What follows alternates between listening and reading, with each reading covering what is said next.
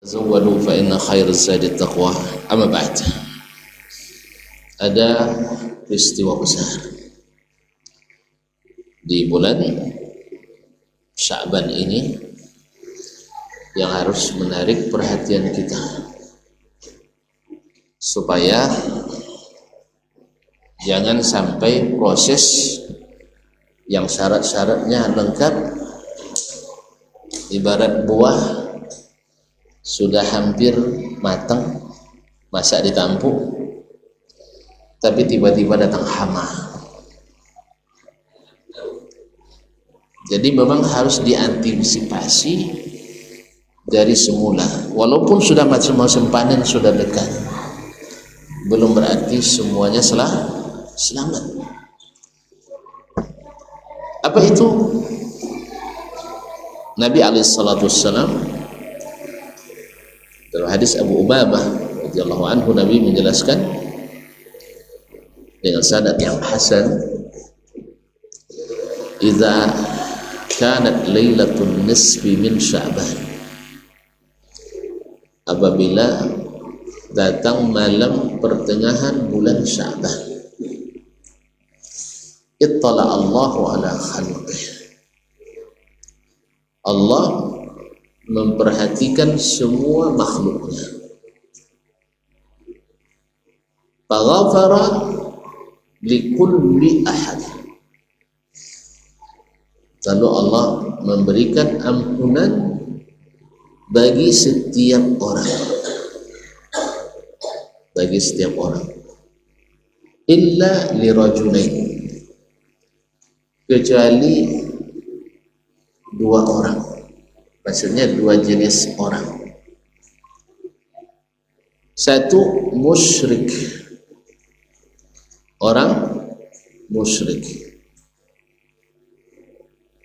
yaitu orang yang menyekutukan Allah. Baik dia memang musyrikun aslan, orang musyrik secara asal semula jadinya, artinya memang beragama syirik, atau amalan musyrik, amalannya kadang-kadang orang Islam juga tidak tahu tentang syirik, dia menyangka itu adalah amalan yang mendekatkan pada Allah, padahal itu adalah syirik kepada Allah Subhanahu wa ta'ala. Maka orang ini tidak mendapatkan ampunan, karena innallaha la yaghfiru ay yushraka bihi, Allah tak akan pernah mengampuni dosa syirik kepadanya kecuali yang bertobat daripadanya. Oleh sebab itu, ayo kita tinggalkan semua bentuk kesyirikan dan jalan-jalannya. Semua jalan yang dilarang oleh Nabi tinggalkan, karena memang dari situ banyak datang kesyirikan. Seperti mengutuskan orang-orang saleh berlebihan, sampai-sampai tidak percaya lagi berdoa kepada Allah secara langsung. Kadang-kadang berdoa pula kepada orang saleh tersebut. Dan inilah syirik pertama terjadi di permukaan bumi sebelum Nabi Nuh diutus oleh Allah Subhanahu wa ta'ala. Makanya di awal Islam Nabi melarang ziarah kubur. Tahu tak tuan-tuan kenapa? Kenapa? Karena anehnya kita kalau udah mati orang tuh langsung kita segan padanya. Awak masih hidupnya kadang-kadang ditabraknya dengan sikulnya di jalan bahunya, sah. Dah mati wali aja langsung. Itulah makanya dilarang ziarah kubur di awal-awal Islam. Kenapa? Karena banyak kesyirikan jahiliyah itu berasal dari kuburan. Jadi memutuskan orang yang sudah mati.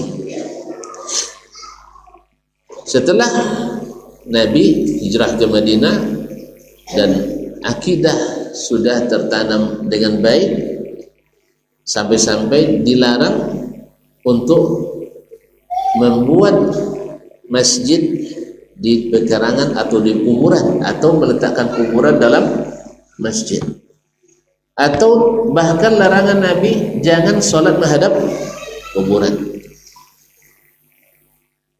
Itu adalah jalan-jalan menuju ke situ, maka kita hindari. Banyak yang membolehkan, banyak. Ada dalam buku referensi, banyak. Benar tidaknya sesuatu tidak tergantung banyak sedikitnya referensi. Menurut tuan-tuan, mana yang lebih banyak, referensi ke kuburan atau referensi ke mana? Wih, kan payah tuan-tuan jawabnya. Saya punya jawabannya. Tulisan yang ditulis oleh orang Yahudi Israel, tulisan ya, artikel, jurnal dan seterusnya, satu bangsa Yahudi menulis mengalahkan jurnal, artikel yang ditulis oleh seluruh umat Islam di Timur Tengah. Nah, kira-kira tulis Yahudi kesesatan atau keimanan? Hah? Jelas? Al-Kulaini, syekh besarnya Imam Bukhari, orang Syiah, menulis kitab 120 jilid, namanya Al-Kafi. Kau pernah baca ya? Usulul Kafi wa Furu'ul Kafi, 120 jilid. Isinya kesesatan, karena sebagian besarnya dusta, kreatif. Jadi ada dalam buku, ada ulama yang mengatakan, ada yang memfatwakan boleh, tidak jaminan kebenaran. Sebab di zaman Nabi banyak buku referensi. Zaman Nabi banyak buku referensi. Tidak ada buku. Sah? Yang buku tidak ada. Al-Quran ada. Al-Quran dan hadis. Selamat tak mereka? Selamat tak mereka? Selamat. Kapan mulai banyak yang tak selamat? Setelah banyak buku. Setelah banyak referensi. Makanya ketika referensi itu berikhtilaf, balik ke referensi utama, Al-Quran dan hadis, biar selamat. Jadi jangan antum katakan, oh banyak referensinya, banyak bukunya. Iya, sihir aja dalam buku ada. Sihir ada dalam buku dah. Tapi ada dalam buku sihir. Sihir ada dalam buku? Ada tak? Ada. Dulu datuk saya ada nulis kok. Kau kira buku ilmu, rupanya sihir isinya. Nah, jelas? Jadi ada dalam buku bukan berarti benar, karena isi buku kadang-kadang ada yang palsu, ada hadis-hadis dusta, ada dalam buku. Oleh itu kaum muslimin dan muslimat, apa tadi yang tidak diampuni? Syirik. Na'udzubillahi minasyirik. Orang ingin selamat, maka dia menghindar dari segala sebab-sebab yang membuat kita terpeleset. Kalau anda tahu di situ ada singa atau ada harimau melintas, jangan beranikan juga lewat dulu. Pastikan aman. Kecuali boleh pula ayolah. Nah, jadi kaum muslimin dan muslimat dirahmati Allah. Jadi diampuni bagi semua orang kecuali musyrik. Yang kedua apa? Wa musyahid, orang yang tidak berbaikan, putus hubungan. Pada termenung semuanya ada kasus semua, nampak? Iya kan masih ada beberapa hari lagi sah. Baru tanggal 10 nih, 5 hari lagi masih ada waktu untuk menelpon. Assalamualaikum Ustaz. Tidak perlu lah bilang saya minta maaf nangis angin, tidak perlu lah. Ustaz, kita bersih-bersih ya. Siapa bersihkan hati. Sah? Apa ini? Kadang-kadang ucapkan salam dah paham dia itu bahwa saya minta maaf. Sah? Apa yang membuat kita itu berselisih sampai putus hubungan? Karena tadilah masaknya masak karbit, tak masak ditampuk. Tonton tahu enggak mana yang lebih perih yang dihadapi oleh Abu Bakar Siddiq ketika anak kesayangannya, suami istri dari orang yang paling disayangnya. Siapa anak kesayangannya? Aisyah. Siapa manusia yang paling disayangnya? Rasulullah sallallahu alaihi wasallam. Difitnah orang, tak tanggung-tanggung, melakukan biar halus sedikit selingkuh. Wah, ini memang selingkuh kan tak? Na'udzubillah. Siapa yang buat kasus? Siapa yang buat kasus? Yang bikin isu-isu itu siapanya biasa? Siapa biasa yang buat tukang bikin fitnah itu? Orang munafik. Orang munafik itu senang bikin fitnah. Nah, makanya yang suka bikin fitnah itu senang dengan orang non-muslim, benci pada orang Islam. Kalau Natal dijaganya, kalau kajian dibubarkan. Sah? Iya. Jangan bilang iya dulu, nanti singgung orang Pak. Sama-sama tahu aja lah. Demikian juga dulu Abdullah bin Ubay bin Salul, kalau lagi perang Nabi dengan orang kafir, dia cuci tangan dengan berharap Nabi kalah, orang itu menang. Tapi pas Nabi menang, baru datang ke Nabi yang pertama pula minta maaf, membana. Kalau ada orang-orang yang kayak gitu modelnya, ketika awalnya memprovokasi luar biasa vokalnya, setelah dimarahin lalu dia membana sendirian tanpa minta persetujuan yang lain, itu ciri-ciri orang pengecut dan biasanya kedekut dan penakut. Paham tak? Ketika awal-awal, ayo kita keluar, pokoknya kita perjuangkan kebenaran, Allahu Akbar, ya kan?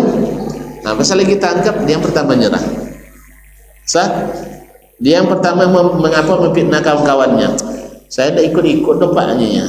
Dia orang-orang ini ngajak, pada dia yang provokasinya, provokatornya. Ini tanda orang munafik, berjanji ingkar, berkata bohong, suka memfitnah. Kalau bermusuhan berlebihan, bukan hanya sekedar bermusuhan tidak suka, tapi sampai ingin mencelakakan, sampai mengadu-ngadukan, memfitnah, membuat aduan-aduan yang tidak benar. Jelas? Sakit tidak Abu Bakar mendapat fitnah itu? Sakit tak? Sakit. Tentu pernah merasa? Kan belum kan? Ini tidak dites, lupa nulis gelar doktor aja dah marah tu. Ya, awak DR durian, LC, LC, MA mangga ya. Nah, lupa orang bikin DR duriannya. Padahal durian ada mana-mana. Nah, dah mulai. Pokoknya saya tidak ngisi lagi kajian di sini. Tidak menghargai dokter ini, mak. Itu aja tersinggung. Atau macam-macam lah yang buat kita tersinggung. Ikhwan kaum muslimin yang dirahmati Allah, Abu Bakar sebagai manusia juga tersinggung karena salah satu dari orang yang setiap hari dia yang biaya makan dan minum keluarganya, buta lagi, kerabat Abu Bakar, Mistah, tahu kan? Ikut-ikut mulai terlibat memburuk-burukan Aisyah. Subhanallah, memang ujian ya. Orang munafik ini luar biasa ujiannya bagi orang beriman. Betul, banyak terpengaruh olehnya karena mereka pintar berretorika, pintar berbicara. Makanya kalau ada orang sudah menyimpang-nyimpang dikit, memburuk-burukkan orang baik, cepat pergi. Begini, tahu tak tentang Ustaz Dasman? Ada, tinggalkan aja itu. Sudah lama tahu Ustaz Dasman ya. Sah? Nggak usah dengar lagi. Pasti fitnah. Sah? Pasti fitnah. Ma'asyarul kiram. Akhirnya Abu Bakar bersumpah, demi Allah, Masya Allah, bersumpah apa? Saya tidak akan membelanjai kamu lagi. Nah, kira-kira gimana? Sah-sah saja kan? Sah tidak Abu Bakar marah-marah? Sah. Sedemikian berjasanya Abu Bakar, tentuan tahu kalau memberikan tidak sedikit kan? Iya kan? Beri secukup, bukan secukupnya, cukup betul, bukan seikhlasnya, tapi ikhlas betul. Sah? Tiba-tiba difitnah, ikut-ikutan pula. Kalau bahasa kita tidak sadar diuntung kan? Nah, cuma karena dia sahabat tak boleh kita katakan itu. Allah tegur langsung,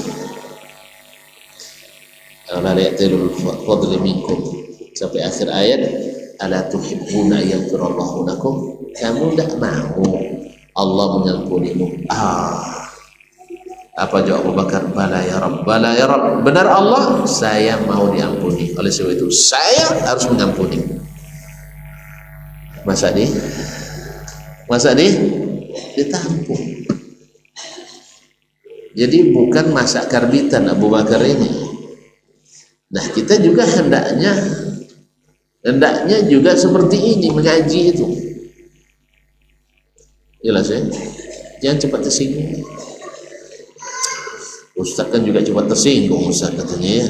Betul, ada juga Ustaz yang suka tersinggung. Sah? Ada yang tersinggung enggak? Ya? Berarti masih manusia biasa. Tapi kita harus menghilangkan itu segera. Siapa yang tidak tersinggung? Abu Bakar tersinggung dia kan? Nabi tersinggung enggak? Nabi tersinggung enggak dengan kasus itu? Tersinggung kan? Buktinya sebulan dia tidak bisa romantis dengan istrinya. Sah? Dikatakan tidak, banyak isu yang beredar. Dikatakan iya, rasanya tidak mungkin. Ditanya kawan-kawan dekat, sahabat, bahkan kerabat, ada yang memberi isyarat. Wanita kan banyak Rasulullah selain Aisyah. Innalillah. Selain Aisyah kan banyak, kenapa sedih betul? Kan tinggal katakan, dah Abu Bakar ambil anakmu, saya cari yang ganti yang lain. Gampang kan? Itu kerabat dekat Nabi yang bilang. Luar biasa lukanya di Nabi alaihissalatu wassalam. Tapi apa yang terjadi? Apakah Nabi dendam selamanya? Tidak kan? Karena memang yang masa ditampung itu enak dinikmati. Nabi alaihissalatu selesai datang, ampunan Allah SWT, bara'ah, bebasnya Aisyah dari segala tuduhan, maka Nabi membuat masalah selesai. Masalah selesai. Demikian juga dalam dakwah ini. Ya, kalau kita ada yang lebih dari kita melakukan, alhamdulillah, sehingga tenaga kita bisa digunakan untuk yang lain, di satu yang lain. Tapi yang namanya as-sulh, perbaikan hubungan, tak boleh putus. Kan ada yang nanya, Ustaz, kenapa tak ngisi di masjid itu? Kenapa tak ngisi di masjid itu? Memang saya bisa di setiap masjid? Bisa? Woi, kenapa tak masuk yayasan ini? Kenapa masuk yayasan? Memang saya bisa ngurus semua yayasan. Ini aja saya sudah tidur tak sempat, nah apalagi tambah lagi. Banyak yang ngomong, Ustaz bisa di pembina yayasan kami. Deh, nanti tuan-tuan yang bina saya jadinya sebulan. Apa sebab? Tak ada waktu lagi. Tak jelas semua itu. Ya, dia ambil semuanya. Jelas Ustaz. Ustaz tak boleh ngaji masjid itu, tak apa-apa, banyak suruh yang lain lagi. Ustaz, memang harus di masjid itu ngaji. Memang di situ ada Nabi. Kan tak kan? Yang harus kita pastikan adalah kita berada di jalan yang benar atau tidak, bersama orang-orang yang benar atau tidak. Kalau manusia tak lepas daripada sakit itu tak lepas. Kadang sebagian memperturutkan perasaannya. Ini tidak boleh. Nah, gimana? Mau tak tidak diampuni dosanya? Ala tuhibbuna yaghfirallahu lakum? Tak suka Allah mengampuni? Kau tak suka dosa diampuni? Suka? Ya. Jadi sekarang minta maaf, tak ada minta maaf, dia lebih kecil dari kita, walaupun dia tak minta maaf, lepaskan aja. Yang buat dada sesak itu, tahu dah tuan-tuan, di sini banyak orang di penjara. Ini salahnya kemarin durian tidak dibayar. Sah? Kemarin waktu sejak kecil dulu lempar kaki sampai batu, tidak hilang sakit sampai hari kiamat. Kata mak, semuanya didendam. Ini awal ada cinan semuanya dilamarnya duluan.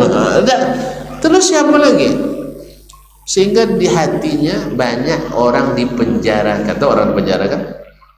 Tahu tak orang dipenjarakan? Kemana tuh pergi namanya ingat, tapi dalam nama buruk. Lapang tak hati kita? Sempit terus. Maka antum ingin bahagia atau tidak? Ingin lapang tak? Nah, singkirkan yang tak baik-baik itu. Ya, lepaskan satu persatu. Dasman, engkau memang bersalah padaku, tapi sekarang aku lepaskan. Dah, saya tidak ingat lagi. Sah? Utsman, saya juga. Tuh, jelas? Tahu tak? Allah janji, faman afa wa aslaha fa ajruhu 'ala Allah. Siapa yang mau memaafkan dan mau menormalisasi hubungan, jelas? Maka pahalanya ditanggung Allah. Pahalanya ditanggung Allah Subhanahu wa taala. Jadi muslimin dan muslimat yang mati Allah, hadis ini dikuatkan oleh ketika para ulama, para malaikat ingin melaporkan amalan hamba pada laporan pegangan. Hadis Sahih Bukhari. Lalu malaikat katakan, tapi bainahu wa baina akhihi syahna. Tapi Allah, dia tidak baikkan sama saudaranya. Apa kata Allah? Amhiluhuma hatta yastaliha. Jangan proses laporan amalnya sampai keduanya berbaikan. Berarti kalau tidak diproses, tidak cair. Jangan harap ada notifikasi. Paham tak? Tidak ada notifikasi, nyaman berarti. Tuan-tuan yang PNS setiap malam 30 malam tanggal 1 itu banyak yang qiyamul lail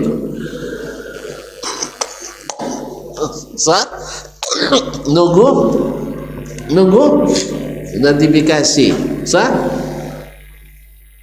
kredit. Alhamdulillah, kalau kredit berarti masuk kan? Kredit berapa juta? 30 juta? Rahasia katanya. Memang kalau sedikit selalu dirahasiakan. Kalau banyak cerita. Berapa gaji kamu? Gaji saya 35. Senang deh itu. Tapi kalau gajinya 3.500.000, berapa gaji? Nah, secukupnya aja. Ya wajar. Jadi wajar kalau hati orang yang tidak berbaikan, amalan-amalan dikerjakan banyak, tidak berbekas, tidak bawa ketenangan. Kenapa? Syarat lengkap, cuman ada penghalang diterima prosesnya. Apa jule bu ya? Apalagi Pak belum diproses, itu kontraktornya berkelahi sama Pimpro. Nanti kan ada kan kadang-kadang bikin berkelahi kan? Ndak bagi sama rata. Misal kan. Jadi oleh itu kaum muslimin dan muslimat dirahmati Allah, kata Allah SWT, amhiluhuma hatta salihah. Jelas? Undur prosesnya sampai mereka berbaikan kembali. Mungkin diundur pekan depan, belum juga. Bulan depan, belum juga. Jangan sampai dalam pertempuran tahunan tutup buku tidak juga selesai. Nanti masalah kalau udah tutup buku. Auzubillah. Untuk nanti tutup usia pun tidak dapat. Tiba-tiba tutup usia belum selesai. Oleh itu kaum muslimin, jangan sampai kita tidak dapat bagian ya. Dan yang menjadi penyebab orang bermusuhan itu ada dua. Satu, syahwat. Syahwat itu melahirkan maksiat. Ingin saya di atas terus. berarti saya harus menjatuhkan orang ini karena dia yang selalu membayangi saya. Kalau ada di hati antum nak menjatuhkan orang, berarti antum orang rendah. Karena orang di atas tidak menjatuhkan yang mana. Tapi kalau ada orang yang nak menjatuhkan antum, bersyukurlah antum sedang di posisi atas. Sadar kita tuh, kalau kita ada niat nak menjatuhkan orang, berarti kita sedang di bawah. Tapi kalau ada orang nak jatuhkan kita, bersyukurlah kita sedang di atas. Maka berpeganglah dengan kuat. Sah? Nah, tapi kalau bisa, ya kalau memang dia ada baiknya, pegang tangannya, tarik ke atas. Mau lagi ke atas, tapi pegangan yang kuat ya. Kalau jatuh saya tidak tanggung, sah? Kan ada orang sebenarnya tidak patut tinggal di atas, tapi paksakan naik ke atas. Tiba-tiba,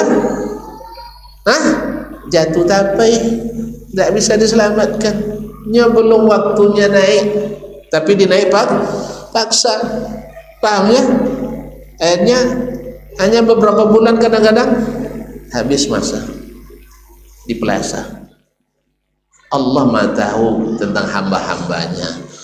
Makanya kalau nak berbuat buruk jangan berlebihan, jangan diumumkan. Berbuat baik aja bagusnya jangan diumumkan dulu kan? Apalagi nak berbuat buruk. Allah, antum bikin makar, Allah membalas makar. Makanya jadilah orang yang selalu berniat baik. Kata Imam Ahmad, innaka la tazalu fi khairin ma nawaita khairan. Engkau selalu dalam kebaikan selama berniat baik. Tapi dipitnah juga orang kita buat buruk. Itulah ujian kita.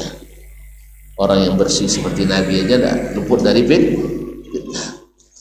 Tapi kalau seandainya kita yang tukang bikin fitnah, hati-hati. Itu yang pertama. Jadi syahwat ini melahirkan iri, ujub, dengki, hasad, riba, dan banyak lagi yang memakan amal kita, yang menghalangi proses amal kita. Yang kedua adalah syubhat. Syubhat melahirkan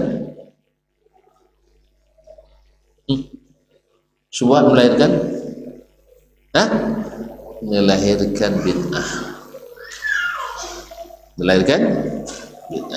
Dianggap baik, ternyata tidak legal, tidak halal.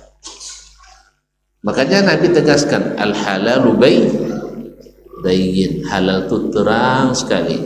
Air putih ini ada kan tentuan ragu ini halalnya? Tidak kan? Bahkan tidak pernah kita bertanya, Ustaz boleh minum air ini Ustaz? Tidak ada yang nanya kan? Tapi kalau sudah ada susu Medan, kalau susu Medan, orang nyebutnya susu Medan yang dijual tepi jalan tuh. Saya waktu itu pergi ke Brastagi kan, banyak susu kambing dijual orang. Saya bilang kan, boleh berhenti kita beli dulu, tanya sama Ustaz yang tinggal di sana kan, itu bukan susu kambing tuh, itu susu Medan dulu tanya. Apa susu Medan? Saya bilang lalu dijelaskan dan itu semua ya. Jadi kalau tidak jelas jangan dibeli. Jangan dibeli.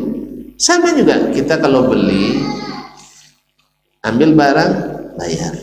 Tidak ada ragu kan? Tidak ada ragu kan? Tapi kalau sudah dalam satu akad tuh ada pihak ketiga, pihak kedua dalam satu akad tuh boleh tuh ragu misalnya nak beli mobil di bank leasing, yang punya barang orang showroom, tempat kita berutang bank, yang nerima untung bank, yang terima rugi pembeli. Nah gini boleh ragu gitu. Tapi kalau tuan-tuan ambil uang di bank misalnya tanpa bunga, Manado bank tanpa bunga ya itu. Nah, ambil uang, pinjam, bawa ke showroom, bayar, tidak ada tuh tanya-tanya lagi, karena sah bayyin. Tapi ketika ini ada syubhatnya, maka tinggalkan. Demikian juga beramal. Salat kita Misalnya sholat biasa nih, sholat rawatib, ada yang ragu? Nggak ada yang ragu lagi. 10 atau 12 rakaat sehari semalam jalankan. Lalu ada yang bawa, siapa yang sholat di Rabu pertama di bulan Rajab, maka seperti sholat di malam Lailatul Qadar 7 kali. Udah mulai ragu kan? Mulai ragu kan? Masa ada lebih afdal daripada Lailatul Qadar? Jelas? Jelas tak? Nah, maka tinggalkan. Kenapa? Tak jelas. Tak jelas. Misalnya tadi nanti malam setengah bulan, malam pertengahan bulan Sya'ban. Memang ada Allah mengampuni, tapi ada yang ngajak sholat nisfu Sya'ban, acara nisfu Sya'ban misalnya. Itu kita tanya, ada nggak Nabi melakukan? Tidak. Ada sahabat yang membuat? Tidak. Ada fatwa imam yang 4? Tidak. Berarti meragukan tak? Meragukan. Inilah yang sering juga membuat perselisihan.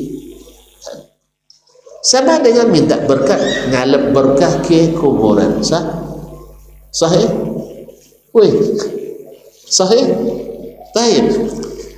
Kalau kita lihat di hadis Nabi tidak ada.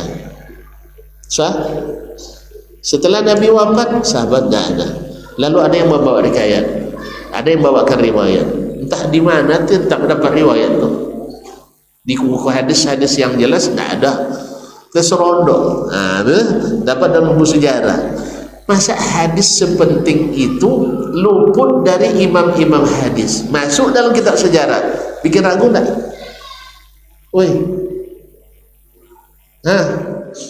kalau sempat orang penyakitnya sudah stadium lanjut, tidak ada dokter, semua tidak bisa nyembuhkan, tiba-tiba tukang kayu, ragu tak tuntut? Tukang kayu, ragu tak? Wajib ragu. Wajib ragu, jangan-jangan dia pakai sihir.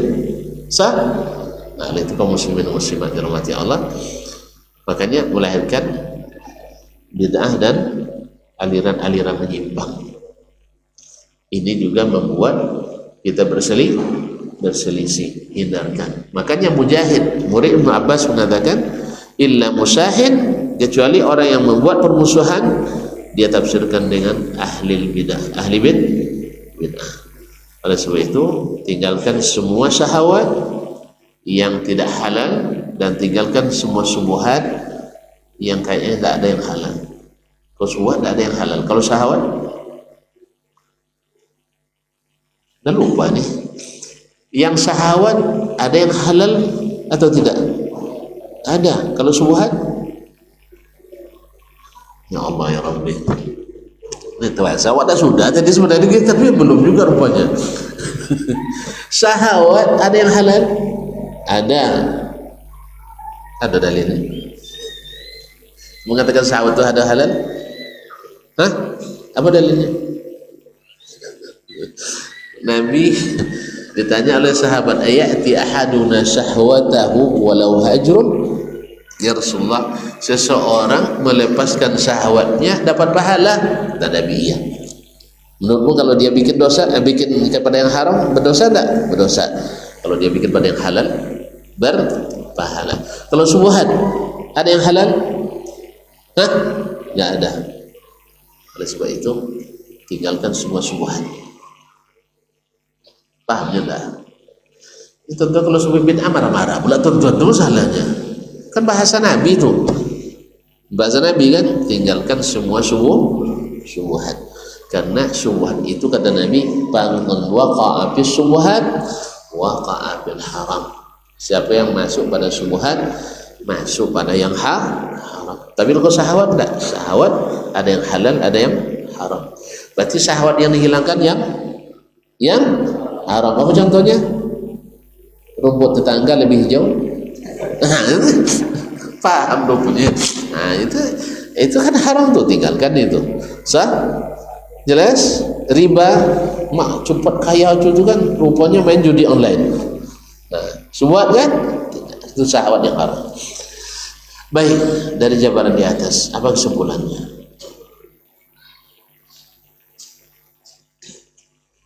Tidak ada kesimpulan, tidak bisa pulang lah. Nah, pertama kayaknya kita memang harus bersih-bersih. Walaupun masa bertanam udah lewat ya, tidak apa-apa, kita sisip di bulan Syaban ini. Bersihkan apa? Lahan. Lahan apa? Lahan amal. Amal kita lahannya di mana? Kan di hati kan? Makanya diampuni semuanya, satu tidak syirik. Syirik kan di sini. Lawannya tauhid. Sah? Kemudian tidak berbaikan. Yang bikin masalah itu juga di sini, sah? Kalau hati tak beres, tidak mungkin berbaikan. Ayo bersih-bersih ya. Bersihkan diri daripada syirik, bersihkan hati dari syahwat yang tidak hana. Ustaz, siapnya? Ya. Pokoknya walaupun tidak sempat ketemu tidak ada masalah, tapi ya Allah, saya halalkan semua kesalahan orang-orang ini padaku. Itu mereka, itu urusan mereka. Yang penting kita. Tapi kalau semuanya sedang berazam seperti itu, halal semuanya, sah. Makanya Imam Ahmad rahimahullah diazab oleh 4 khalifah gara-gara orang memfitnahnya. Setelah beliau diangkat dan dekat dengan khalifah, orang pada mengadu kepadanya, ya imam, sekarang giliran kita untuk masukkan mereka ke penjara. Al-Sunnah. Kalau sempat Imam Ahmad hadir hari ini disebut wah, nah, tapi Imam Ahmad dia bilang dah, amma fi ma baini wa bainahum faqad ahlaltuhum. Dosa mereka padaku aku sudah halalkan. Tergantung lagi urusan mereka dengan Allah. Itu bukan hak saya. Padahal Nabi di Imam Ahmad disiksa. Demikian juga Ibnu Taimiyah rahimahullah. Demikian juga Muhammad bin Abdul Wahhab yang difitnah itu. Jelas ya. Demikian juga hendaknya kita. Biar aja orang fitnah kita, enggak apa-apa. Tapi kita tidak boleh membalas. Ya Allah, saya halalkan mereka. Siap? Ya, dan saya tinggalkan semua yang mengarah kepada syirik guna. Kalau sudah demikian, pasti hati kita lapang kepada orang Islam. Sah? Siapapun bertemu, tidak ada masalah kita. Pendosa pun bertemu sama kita, kita tak punya beban. Ahli bid'ah pun bertemu sama kita, kita tidak terbebani. Sah? Tapi yang ada adalah mencintai kebaikan. Semoga yang berdosa ini yang kalau dekat dengan kita masuk nasihat kita kepadanya. Semoga pensuka bid'ah ini dekat dengan kita, mudah-mudahan berubah menjadi mencintai sunnah Nabi alaihi salatu wassalam. Jadi bukan kebencian yang menonjol, tapi adalah rasa cinta yang dengannya mudah-mudahan dakwah disenangi. Kemudian kebiasakan diri sabar, karena puasa itu intinya sabar tadilah. Makanya puasa itu pahalanya tidak terhingga. Yang ketiga, suka memaafkan ya. Karena doa terhebat di bulan Ramadan itu adalah minta maaf. Kan intinya diampuni dosa yang telah lalu. Kalau ingin diampuni, rajin mengampuni. Nah, ada amalan-amalan yang paling diandalkan: puasa, salat, dan infak. Khususnya di Syaban ini. Ini orang banyak fokus infak di bulan Ramadan. Padahal mereka nak siapkan dari sekarang. Orang-orang miskin itu. Maka tidak ada salahnya tuan-tuan sekarang berikan infak di bulan Syaban ini. Nak ngantar sembako atau nak buatkan baju untuk anak-anak orang miskin dan anak-anak yatim. Sekarang, besok tidak bisa dijahit lagi. Sah? Besok tidak bisa dibeli lagi. Daripada mereka belanja di malam-malam tarawih. Sah? Bayi-bayi belanja di bulan Syaban ini. Nah, bilang ini untuk baju raya nanti ya. Yang pakai dulu sekarang. Atau kalau takut dipakai, bawa dia ke tukang jahit, selesaikan nanti serahkan menjelang hari raya gitu. Mana tahu kan? Nah, jadi demikian juga makanan kita antarkan supaya dinikmati di bulan Ramadan. Dah, saya kira cukuplah dulu ya. Jelas supaya kita semuanya masak di tampuk, enak dinikmati, bukan masakan karbit, susah untuk dinikmati. Semoga semuanya di bulan puasa ini penuh dengan semangat, penuh dengan motivasi, penuh dengan kemuliaan, penuh dengan keinginan berbuat baik, dan semoga mendapatkan apa yang dijanjikan Allah Subhanahu wa taala. Mohon maaf, terima kasih.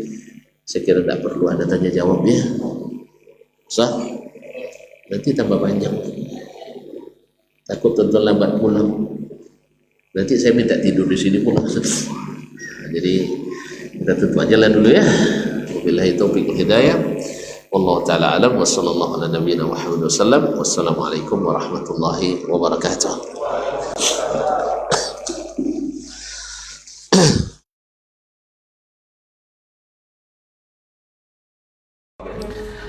Bismillahirrahmanirrahim. Assalamualaikum warahmatullahi wabarakatuh. Alhamdulillah, kita sedang berada di Dimsha Travel. InsyaAllah ada yang mau ikut di awal Ramadan tanggal 19 Februari 2026. Sama-sama ketahui al-umratu ilal umrati kafaratul lima bainahuma. Dari satu umrah ke umrah yang lain menghapus dosa di antara keduanya.